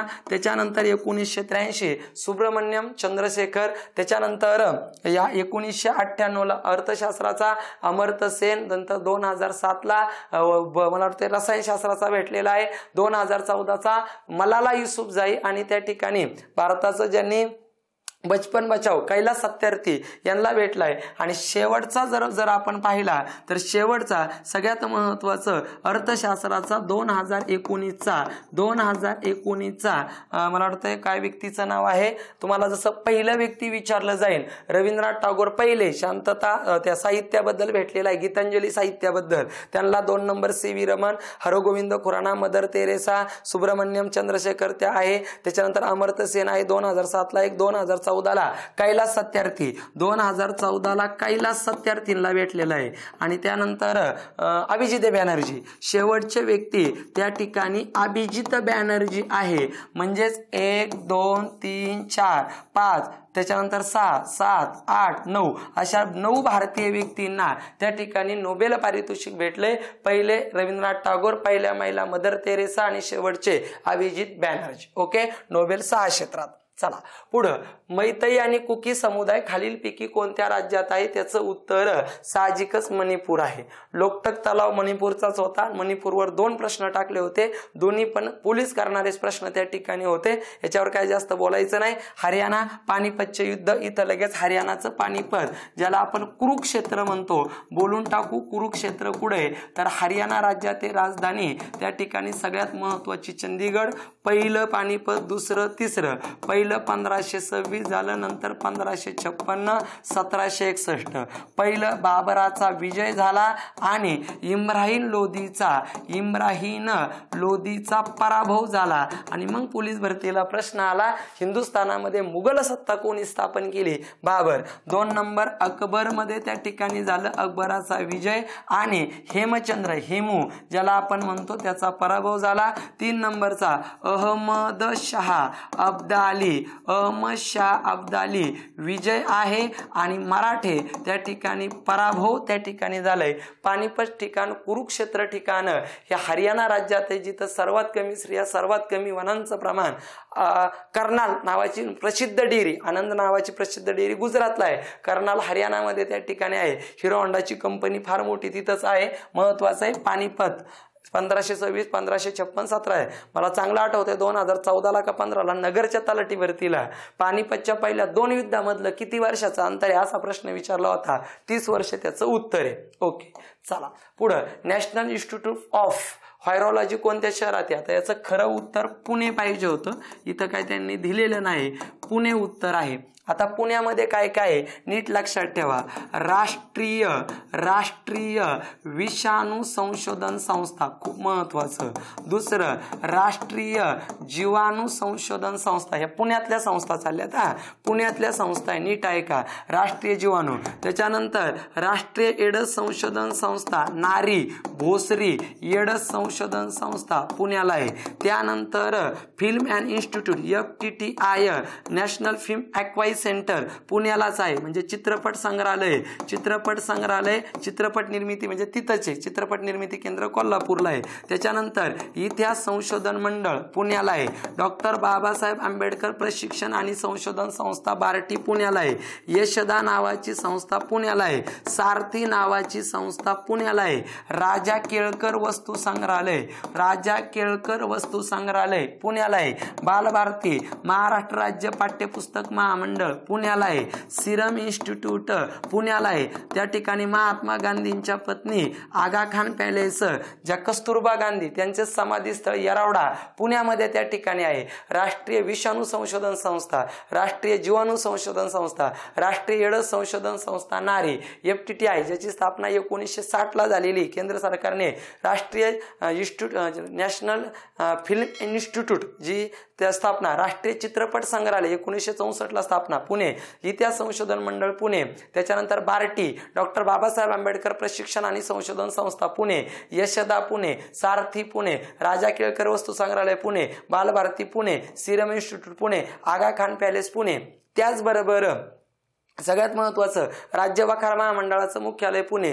पूर्वेचं ऑक्सफोर्ड पुणे. महाराष्ट्राची सांस्कृतिक राजधानी पुणे. शैक्षणिक राजधानी पुणे. शनिवारवाडा पुणे. हे सगळं पुण्यामध्ये आहे. लक्षात ठेवा, ह्या सगळ्या संस्था पोलीस भरतीला येऊन गेलेल्या आहेत. ओके, चला पुढे जायचंय. चिपी विमानतळ कोणत्या जिल्ह्यात आहे? साहजिकच महाराष्ट्राचा अति दक्षिणेकडचा जिल्हा सिंधुदुर्ग जिल्हा आहे. मी जे सिंधुदुर्गवर बोलतो तेवढंच फायनल आहे. त्याच्यापेक्षा सिंधुदुर्ग आला तर आपलं नाव बदलून ठेवू आपण.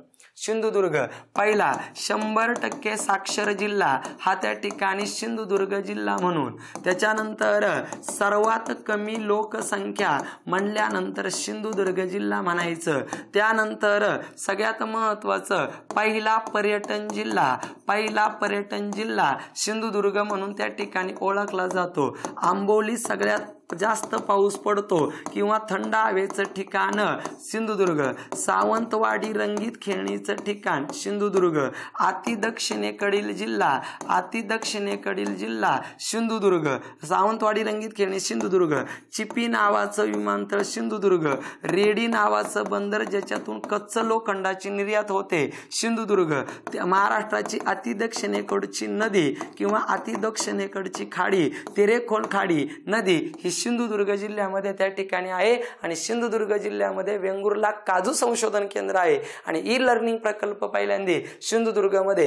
हे सगळे प्रश्न आलेले. अति दक्षिणेकडचा जिल्हा 100% पहिला साक्षर जिल्हा. सगळ्यात जास्त साक्षरता मुंबई उपनगरला आहे पण पहिला 100%. पहिला पर्यटन जिल्हा. सर्वात कमी लोकसंख्या. आंबोली जास्त पाऊस थंड हवे. पुन्हा सिटीला थंड हवेचं ठिकाण विचारलं होतं. रंगीत खेळणी चिपी विमानतळ. रेडी नावाच्या बंदरातून कच्च्या लोखंडाची निर्यात होते.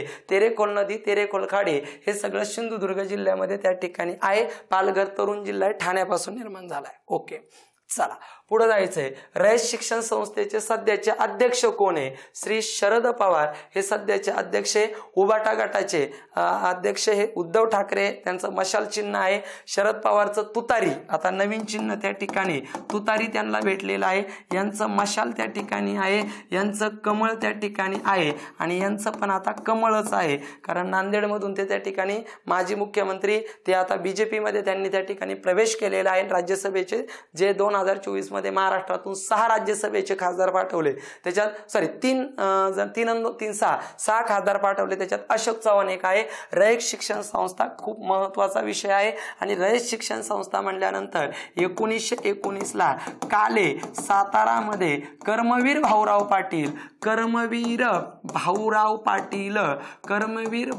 पाटील रयत शिक्षण संस्थेचे संस्थापक त्या ठिकाणी आहे. वडाचं वटवृक्ष वड आणि स्वावलंबी शिक्षण हेच आमचं ब्रीद. आणि सगळ्यात महत्वाचं, कर्मवीर भाऊराव पाटलांना आधुनिक भगीरथ म्हणतात.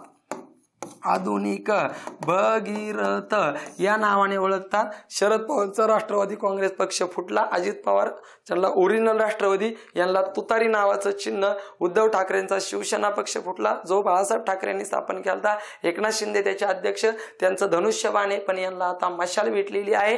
लक्षात ठेवा, सर्वात जुना पक्ष हा भारतीय राष्ट्रीय काँग्रेस त्या ठिकाणी आहे. 28 डिसेंबर 1885 ला स्थापना. कर्मवीर भाऊराव पाटील रयत शिक्षण संस्था, अध्यक्ष शरद पवार. आणि कर्मवीर भाऊराव पाटलांना आधुनिक भगीरथ म्हणून ओळखलं जातं. ओके, अशा पद्धतीने सन 2019 सांगली जिल्हा पोलीस भरतीला आलेले 25 प्रश्न फक्त प्रातिनिधिक स्वरूपाचे आपल्यासाठी होते. त्याच्यावर मी बोललेलं संपूर्ण वर्तुळाकृती खूप महत्वाचं. माझा शब्द आहे तुम्हाला, पेपर झाल्या मला फोन करा. मी जे 25 एका प्रश्नाला 10 प्रश्न धरा, 250 प्रश्नांचं त्या ठिकाणी सुंदर असं विश्लेषण त्या ठिकाणी केलंय. दररोज एका पेपरचं त्या ठिकाणी विश्लेषण होईल, गणित होईल, बुद्धिमत्ता होईल, सगळं होईल. पण जास्तीत जास्त विद्यार्थ्यांनी या जर व्हिडिओ आवडत असेल आणि तुम्हाला जर आमची संपूर्ण माहिती पाहिजे असेल तर नक्की चॅनलला सबस्क्राईब करा आणि ॲप घ्या. अविनाश परांडे शिरूर पॅटर्न नावाचं ॲप आहे, त्याच्यात स्कॉलरशिप 5वी 8वी आणि पोलीस भरतीचे हे सगळे व्हिडिओ पहा. खूप कमी पैशामध्ये आहेत. एवढे कमी पैसे आहेत की तुम्हाला पोलीस भरतीचा जो पहिला पगार होणार आहे त्याच्यातला 1/30 भाग, फक्त तेवढाच, जे 30,000 रुपये पगार होणार आहे त्याच्यातला 1 भागलाच फक्त तुम्हाला त्या ठिकाणी ते सगळे व्हिडिओ प्रश्नपत्रिका पाहायला भेटतील. आणि आजपासून सलग त्या ठिकाणी पेपर होईपर्यंत दररोज 1-1, 2-2, एक जीकेचा, एक गणिताचा, बुद्धिमत्तेचा, मराठीचा, मला जसा जसा वेळ भेटेल तसा तसा त्या ठिकाणी टाकण्याचा मी मनापासून त्या ठिकाणी प्रयत्न करेल. आणि सगळ्या महाराष्ट्रातल्या विद्यार्थ्यांनी टेलिग्राम चॅनलला त्या ठिकाणी जॉईन व्हा. खूप सुंदर, खूप म्हणजे खूप हटके, एकदम रंगीत आणि भारी नोट्स मी स्वतः त्या ठिकाणी तयार केलेले आहेत. त्या पहा, जीकेच्या पहा, आमची गणिताची काठीण्य पातळी, बुद्धिमत्तेची काठीण्य पातळी पहा. आणि माझा फायदा मी मगाशीच सांगितलं, मी 8 वर्ष झाले स्कॉलरशिपला शिकवतोय. सगळं माहिती आहे, प्रश्न किती अवघड होऊ शकतो किंवा किती सोपा होऊ शकतो लक्षात घ्या. हे सगळ्या माध्यमातून त्या ठिकाणी बोलण्याचा मनापासून प्रयत्न आपण दररोज त्या ठिकाणी करूयात. जर लवकरात लवकर यूट्यूबला ऑनलाईन येण्याचा प्रयत्न मी करेल, पण शक्य नाही कारण ऑफलाईनच्या बॅचेस मोठ्या प्रमाणात आहेत, त्यामुळं ऑनलाईन येणं थोडंसं अशक्य होतंय. पण जास्तीत जास्त वेळ काढून येण्याचा मी मनापासून प्रयत्न करील. पुन्हा एकदा तुम्हाला येणाऱ्या परीक्षेमध्ये आपल्याला जास्तीत जास्त विद्यार्थ्यांना महाराष्ट्र म्हणजे 17,471च होतील, पण आपल्या माध्यमातून, माझ्या माध्यमातून त्या ठिकाणी आपल्याला पोलीस व्हायचंय. जास्तीत जास्त मुलं पोलीस होतील. मी जे 360 मध्ये बोलतोय म्हणजे एक प्रश्न घेऊन जास्तीत जास्त बोलतोय, त्याचा फायदा विद्यार्थ्यांना 100% होतोय. कारण आतापर्यंत जे आपले 800-900 मुलं पोलीस झालेत किंवा मागच्या वर्षी जे 176 मुलं पोलीस झालेत, हे याच माध्यमातून परत बोलूनच त्या ठिकाणी झालेली त्या ठिकाणी आहेत. ओके, व्हिडिओ नक्की आवडले असेल तर सबस्क्राईब करा चॅनलला. जास्तीत जास्त विद्यार्थ्यांनी त्या ठिकाणी ॲप घ्या. लवकरच लगेच नवीन गणिताचा व्हिडिओ घेऊन त्या ठिकाणी तुमच्या समोर येतोय. वर्गमूळ, घनमूळ आणि घातांक. थांबूयात. धन्यवाद.